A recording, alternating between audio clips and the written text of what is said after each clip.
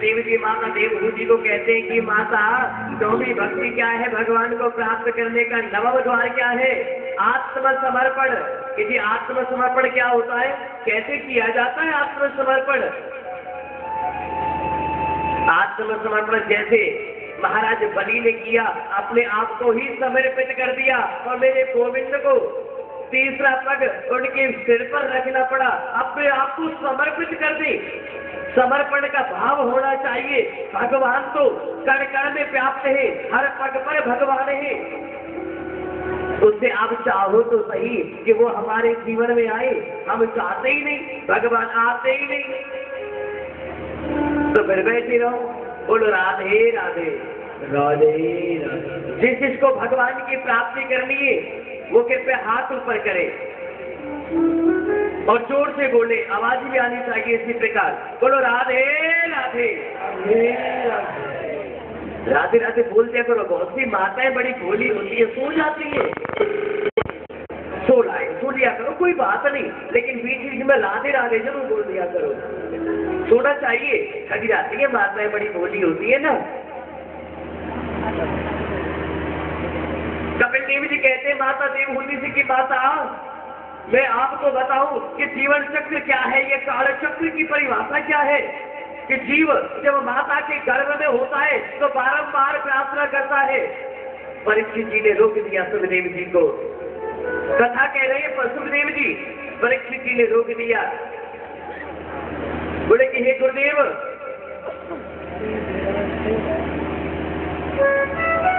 थोड़ी सी तुष्टि रह गई, मेरे को पुष्टि नहीं हुई, जरा एक मन में कष्ट है कि जीव माता के गर्भ में प्रादुर्भाव होता है, इसका सारांश क्या है, जरा खुल के बताइए ना। अरे जहाँ प्रभु की कथा आती है वहां पर तो सारी जानकारियां चाहिए।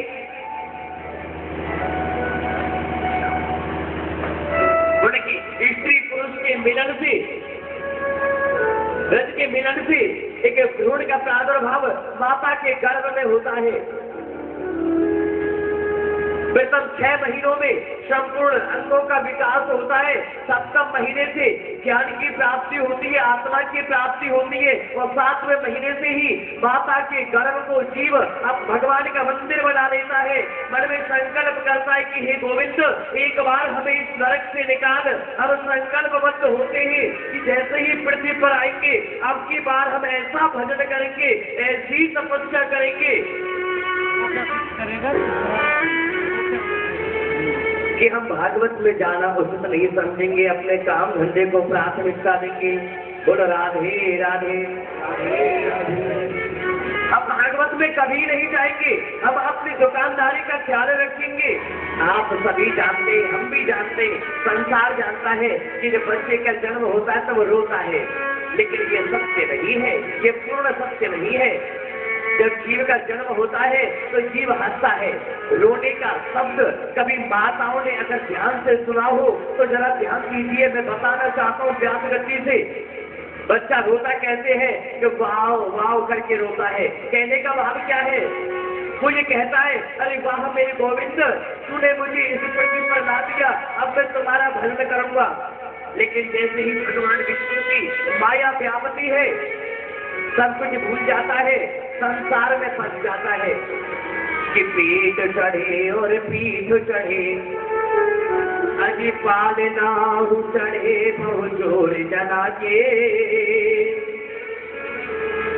जब बच्चा होता है तो कभी पिता की पेट पर कूदता है, वहां पर आनंद लेता है, बड़ा मजा आता है बच्चे को। कभी पीठ पर चढ़ जाता है, थोड़ा बड़ा होता है, पालने में झूलता है, उससे बड़ा होता है महाराज, घोड़ी पर चढ़ जाता है, विवाह हो जाता है कि पीठ चढ़ी और पीठ चढ़ी, पालना चढ़े बहु जोर जना के। अजी कृष्ण को नाम लियो ही नहीं, सारा जीवन निकल गया कि कृष्ण को नाम लियो ही नहीं। अब काहे चले चढ़ चार जना के।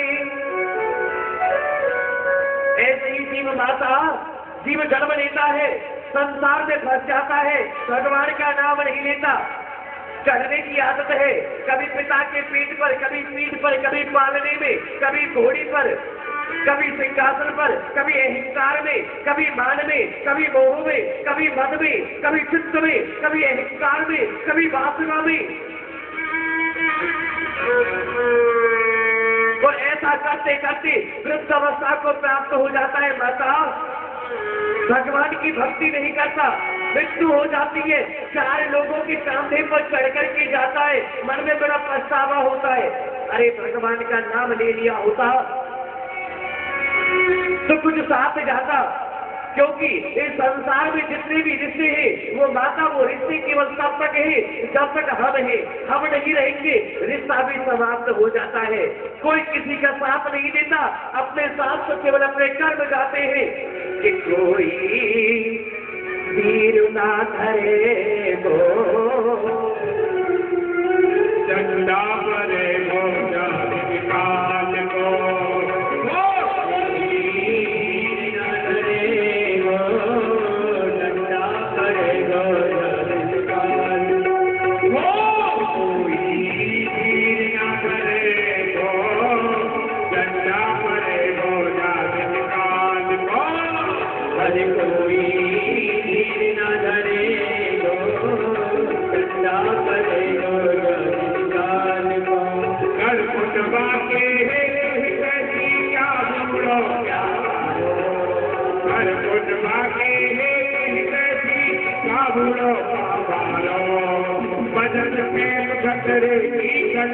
बजट के अतरे की गति हम मर जाए किनारा दिल पे परे गो तारा धड़ धड़ा धड़ सबके राज को दिल पे परे गो तारा धड़ धड़ा धड़ सबके राज को। सत्यदेव जी कहते कि माता कोई धीर ना धरेगो, डंडा पड़ेगो, जान निकालेगो। जब मृत्यु आती है तो कोई साथ नहीं देता। कैसे?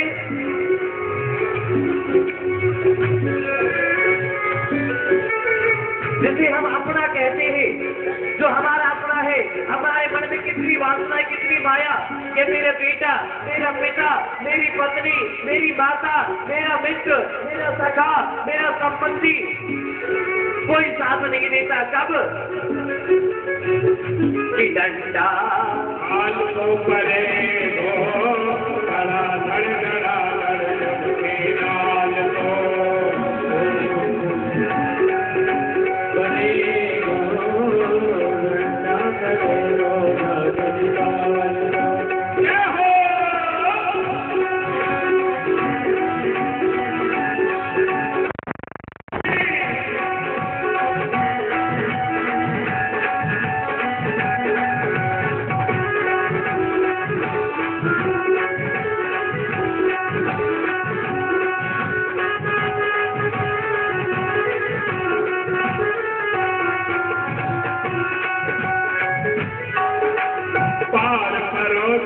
अगलो पिछलो बदलो कुछ भी लेंगे अगलो पिछलो बदलो कुछ लेंगे और अंत समय मरगत तक साथी अंत समय मरगत तक साथी हर लोग लकड़िया देंगे बात ना करे सके को सहारे धनमाल को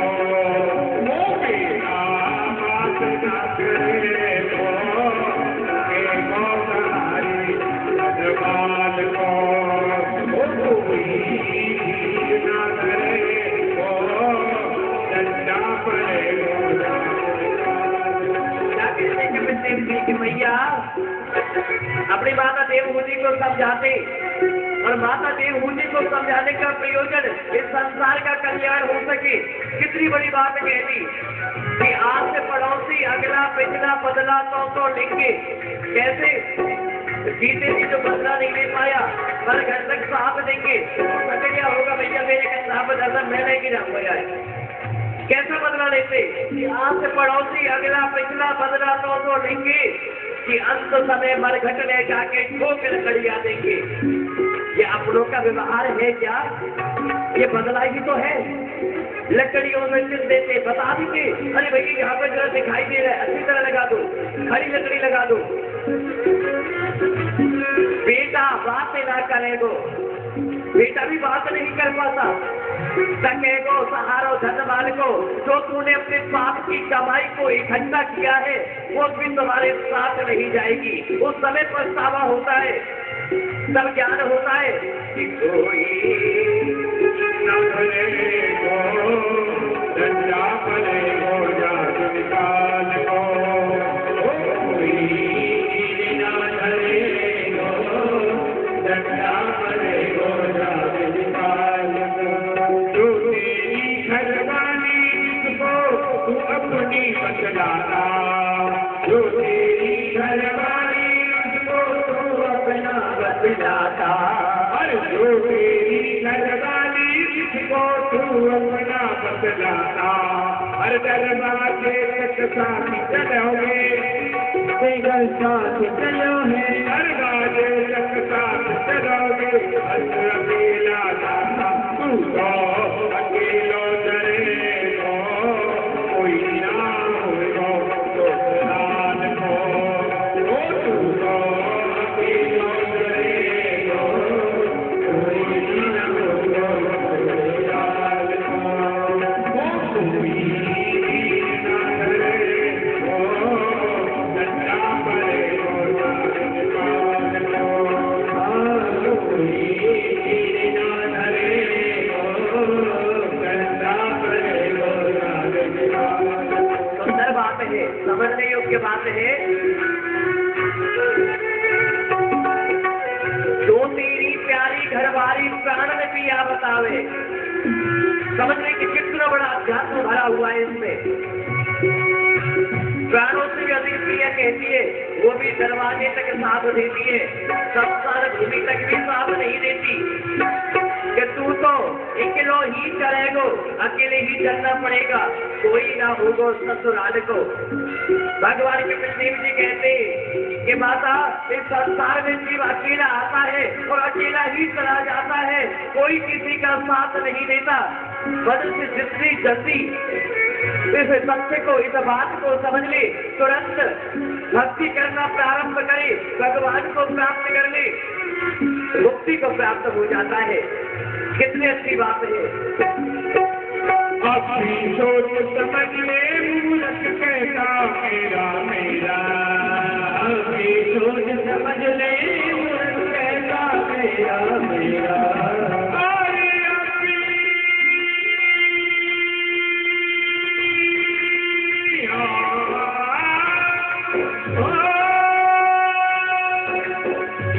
अपनी सोच समझ ले मूर्ख कहता मेरा मेरा, अपनी सोच समझ ले मूर्ख कहता मेरा मेरा। हरे राम भजन के बिना न तेरा, राम भजन के बिना न तेरा, हो मेरा सर्वा वही में करेगो, तू ना बनेगो तेरी बात को, हो सर्वा वही में करेगो, तू ना बनेगो तेरी बात को, हो सर्वा वही में करेगो,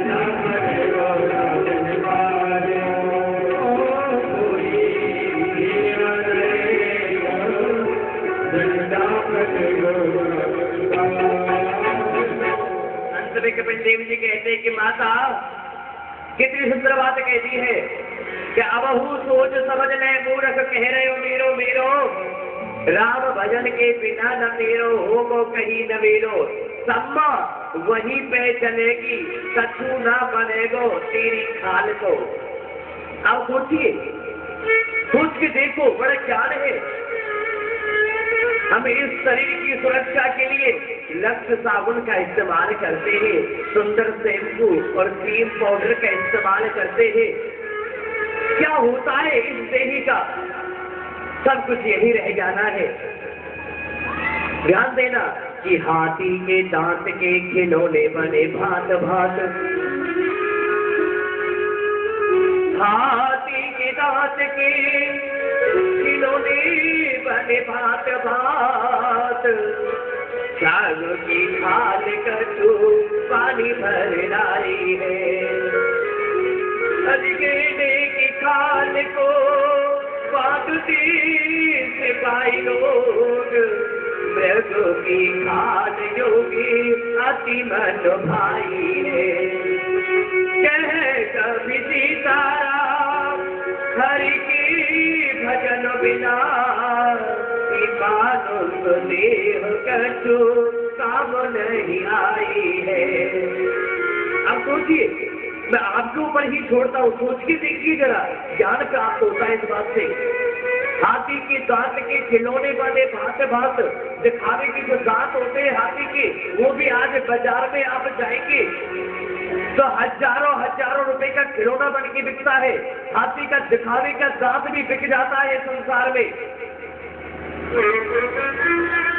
सागों की खाल जिसमें पहले समय पर पानी भर के लाया करते थे, वो भी काम में आ जाती है। गेंडे की खाल को बांधते सिपाही लोग, बड़ी हीट होती है उस खाल में। हमारे देश की रक्षा करने वाले सीमा पर जवान अपनी टोपियों में वो खाल लगा के रखते हैं। मृग की खाल योगी अति मन भाई है। भगवान शंकर का आसन क्या है? प्रेम से बोलो राधे राधे राधे राधे। क्या आसन है? शेर की खाल पर बैठते हैं ना, माने जानवरों की खाल भी मरणोपरांत भजन करने के काम में यूज हो जाती है, इस्तेमाल हो जाती है। कहे कभी सीताराम हरि के भजन बिना, अजी मानुष देह कछु काम नहीं आई है। लेकिन ये मनुष्य शरीर क्या, जिसमें कभी लक्ष्य, कभी हवाम, कभी लेन, अनेकों प्रकार के संसाधनों का इस्तेमाल हम करते कि ये शरीर किसी प्रकार शुद्ध रहे। शैम्पू, क्रीम और भी पता नहीं, भगवान ही जाने। राधे राधे बोलना ही पड़ेगा, बोल दो राधे राधे राधे राधे। दुनिया भर की व्यवस्थाएं, लेकिन मरणोपरांत इस चमड़ी का होता क्या है जिससे हमने इतना सजाया? हिंदू है जला देंगे, मुस्लिम है दबा देंगे, कुछ नहीं होता इस खाल का। अरे ये सब कहाँ प्रपंच में आके फंस गए। भगवान कपिल देव जी कहते हैं कि माता, संसार का जीव जब इन तथ्यों को, इन बातों को समझ के अपने जीवन में उतारता है, भगवान की नवदा भक्ति को प्राप्त करता है, 9 प्रकार की भक्ति में से एक भी मार्ग को अगर चुन लेता है, तो उसे भगवान की प्राप्ति हो जाती है। माता, ये सब कृत्य सुन के माता देवहूति कृत्य हुई। भगवान कपिल देव को नमस्कार किया और नमस्कार करके भगवान के ध्यान में मग्न हो गई। इधर कपिल देव जी भी जंगल में जाकर के अपनी तपस्या में लीन हो गए। इधर सुखदेव जी कहते हैं कि हे राजन, परीक्षित को सुना रहे भागवत कथा। कहते हैं कि राजन, स्वयंभू मनु की पहली पुत्री देवहूति का विवाह करदम जी के साथ हुआ, जिनके पुत्र कपिल देव, और उन्हीं की दूसरी पुत्री आसूति का विवाह हुआ रुचि प्रजापति के साथ। 3 पुत्रियां थी ना, रुचि प्रजापति के साथ उनका विवाह हुआ। उन्हें 2 पुत्र हुए, यज्ञदेव भगवान यज्ञ नारायण और दक्षिणा का प्रादुर्भाव हुआ। और उन्हीं स्वयंभू मनु महाराज की तीसरी पुत्री प्रसूति का विवाह दक्ष प्रजापति के साथ हुआ और इन्हीं दक्ष प्रजापति के घर में माता सती का जन्म हुआ। समय आने पर माता सती का विवाह भगवान शंकर के साथ हुआ, लेकिन दक्ष प्रजापति भगवान शंकर के प्रति बड़ा कपट भाव रखते थे, बड़ा द्वेष रखते थे। वो सोचते थे कि ये साधु संत कहाँ ये मेरी लाइन में, कहाँ ये मेरे सामने, कहाँ ये मेरे साथ बैठने योग्य था। ये तो मैंने बड़ी गलती की कि अपनी पुत्री प्रसूति का विवाह इस भोलेनाथ के साथ किया। मन में बड़ी द्वेष रखता था। एक दिवस उसी दक्ष प्रजापति ने अपने घर में यज्ञ रखवाया, सभी देवताओं को, देवियों को, यक्षों को, सभी को निमंत्रण दिया, लेकिन भोले बाबा को निमंत्रण ना दिया।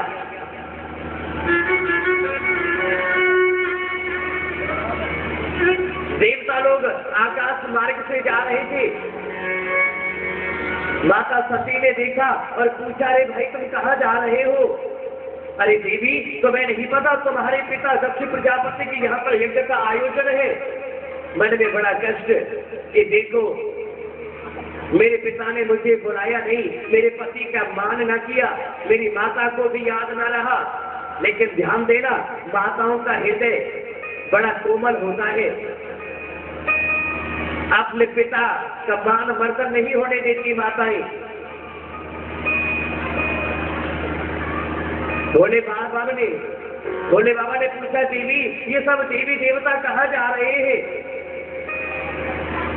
बोले स्वामी, मेरे पिता कि यहाँ पर यज्ञ का आयोजन है, ये सब वहां जा रहे हैं। अच्छा देवी, बहुत अच्छी बात है। माता सती कहती है कि स्वामी हमें भी चलना चाहिए। कि देवी चलना तो चाहिए, लेकिन मान नहीं, सम्मान नहीं, कि मान नहीं, सम्मान नहीं और हृदय नहीं स्नेह। अज तुलसी वहां न जाइए, चाहे कंचन बरसे मेह। किसी के मन में हमारे लिए मान नहीं है, सम्मान नहीं है, हृदय में स्नेह नहीं है, तो फिर चाहे वहां पर धन की वर्षा क्यों ना हो रही हो, वहां नहीं जाना चाहिए। कि देवी जाना तो चाहिए, लेकिन हमारे पास निमंत्रण कार्ड तो आया नहीं, इनविटेशन कार्ड हमारे पास भेजा नहीं। अगर पीछे से तुम्हें दे गए हो तो जरा हमें दिखाइए। माता सती कहती है कि स्वामी मेरे पिता भूल गए होंगे। जब इतना बड़ा आयोजन किया जाता है तो किसी न किसी को भूल जाते हैं। मेरे पिता, मेरी माता भूल गए होंगे, लेकिन हमारा नियम क्या बनता है, अगर उनसे गलती हो गई तो हम भी उनकी गलती का मान कर बैठे, ये तो हमें शोभा नहीं देता। हमें छोटे बन के उनके यज्ञ में अवश्य जाना चाहिए। भोले बाबा ने कहा कि देवी, जहाँ पर मान सम्मान के ऊपर बात आ जाए, स्नेह और भाव के ऊपर बात आ जाए, वहां नहीं जाना चाहिए। अरे निमंत्रण पत्र खत्म भी हो गए थे, कार्ड लिमिट के छपवाए थे, कोई बात नहीं, फोन कर देते। अच्छा चलो पैसे लगते, फोन भी कोई बात नहीं, किसी पड़ोसी के हाथ खबर भेज देते तो हम आ जाते। लेकिन देवी, हम ऐसे नहीं जा सकते। सम्मान को कभी ठेस नहीं पहुंचाना चाहिए। जो अपनी आत्मा को ठेस पहुंचा लेता है, फिर उसका अपना कोई मान नहीं होता। जो मान मर्दन पहले करवा लेता है,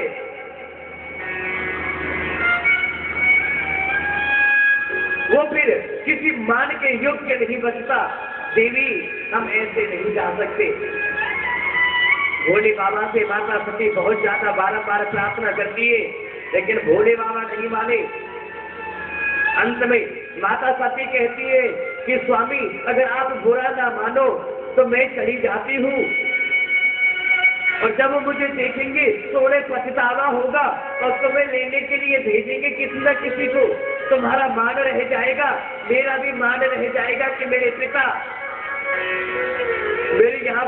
की यहाँ पर कोई आयोजन है। संसार के लोग ये नहीं कहेंगे कि उसके घर में ये कार्यक्रम था, उसकी पुत्री ही घर उसके कार्यक्रम में ना आई। मेरे पिता का और मेरा मान मर्दन ना होगा। स्वामी आप तो भोले बाबा है, बड़े दयालु है। एक बात कहूं,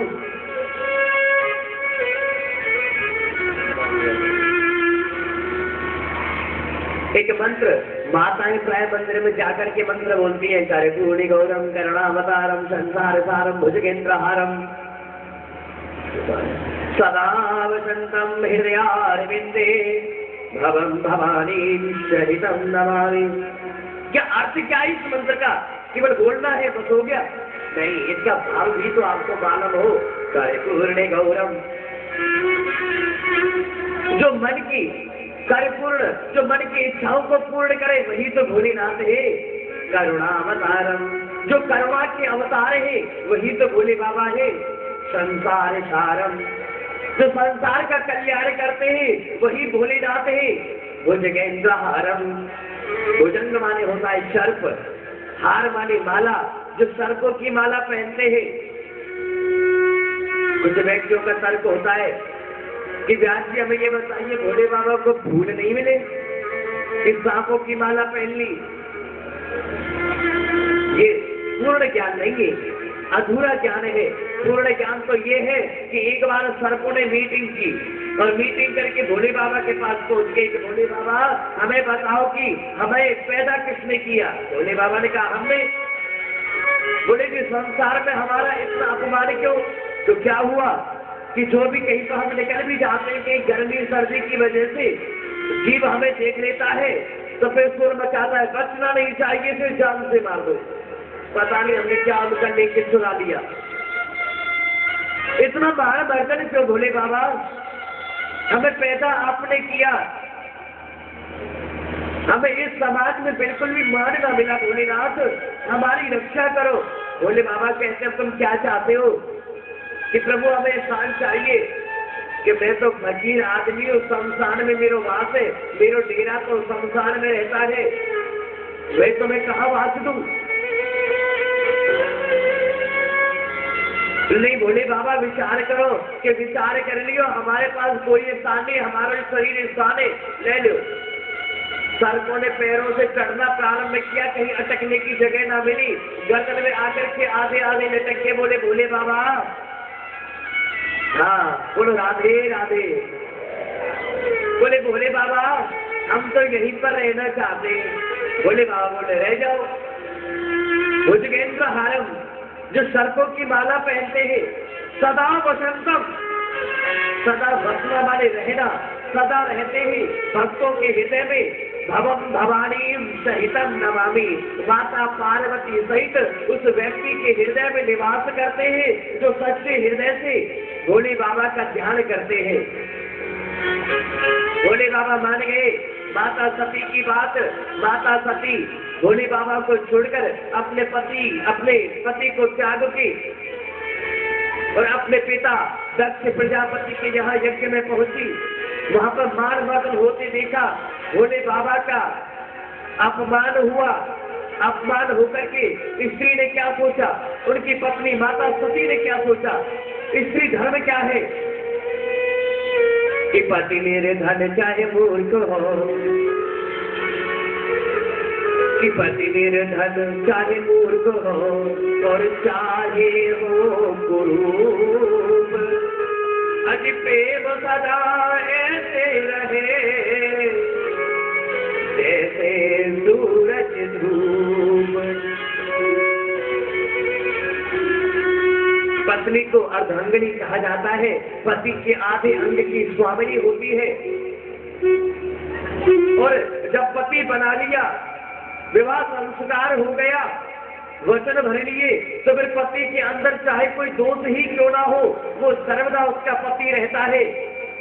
पति अपने पति अगर गलत है तो पत्नी को चाहिए कि पति को सुधारने का प्रयोजन करे तरीके से। लेकिन अपने पति का मान मर्दन ना होने दे कि पति मेरे धन चाहे मूर्ख हो और चाहे ओ कुरूप, प्रेम सदा ऐसे रहे जैसे सूरज धूप। माता सती के मन में बड़ा कष्ट हुआ कि मेरे सामने, मेरे जीने की अवस्था में, मेरे नेत्रों के सामने, इन सभी लोगों के मध्य, इन सभी प्रजा के मध्य में, मेरे पिता के घर में मेरे पति का अपमान हुआ, मैं सहन नहीं कर सकती। अतः दक्ष प्रजापति अपने पिता के यज्ञ में कूद गई और वहीं पर सती हो गई। बोलिए माता सती की जय। सती हो गई महाराज। जैसे ही शिवगणों को पता लगा कि भोले बाबा का अपराध हुआ, भोले बाबा का मान मर्दन किया दक्ष प्रजापति ने, माता सती तो यज्ञ